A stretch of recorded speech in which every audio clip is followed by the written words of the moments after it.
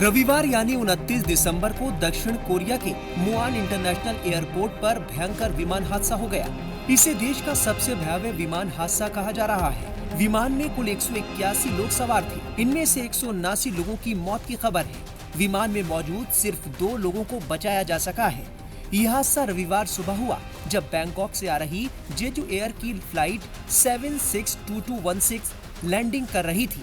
दक्षिण कोरिया की मीडिया में बताया गया है कि 2 इंजन वाला विमान बिना लैंडिंग गियर के रनवे पर फिसला और दीवार से टकराकर आग के गोले में बदल गया। बताया जा रहा है कि एक पक्षी का टकराना और खराब मौसम दुर्घटना की वजह हो सकता है।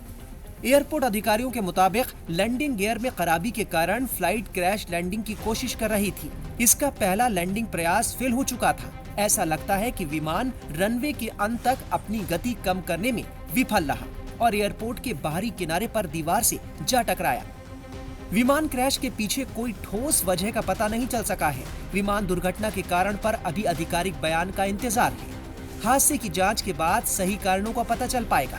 दक्षिण कोरिया के अग्निशमन विभाग की ओर से जारी किए गए बयान में बताया गया है कि एक यात्री और चालक दल के एक सदस्य को बचाया गया है।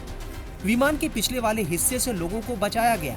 आगे का हिस्सा पूरी तरह राख का ढेर बन गया था। विमान में सवार यात्रियों में से 173 दक्षिण कोरिया के थे और 2 थाईलैंड के थे। दक्षिण कोरिया के कार्यवाहक राष्ट्रपति चोई संग मोक ने खुद दुर्घटना स्थल पर पहुंचकर जायजा लिया। हादसे के बाद जेजू एयर ने भी इसके कारणों पर कोई बात नहीं की है। एयरलाइन ने एक बयान जारी करते हुए कहा कि हम जेजू एयर सिर झुकाकर उन सभी से माफी मांगते हैं जिनको मुआन एयरपोर्ट पर हुए इस हादसे से नुकसान हुआ है। हम इस घटना पर प्रतिक्रिया देने के लिए अपनी ओर से सभी मुमकिन कोशिश करेंगे।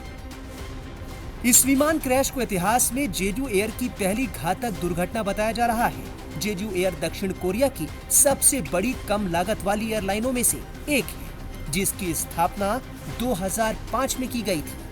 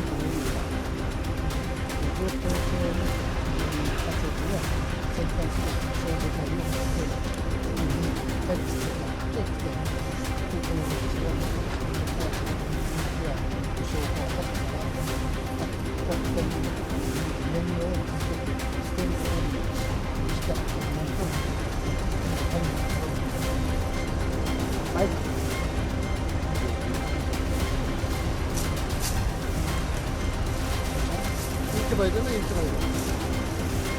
반대로. 같이 마셔봐. 응. 아, 마셔. 자기. 네. 이제 네가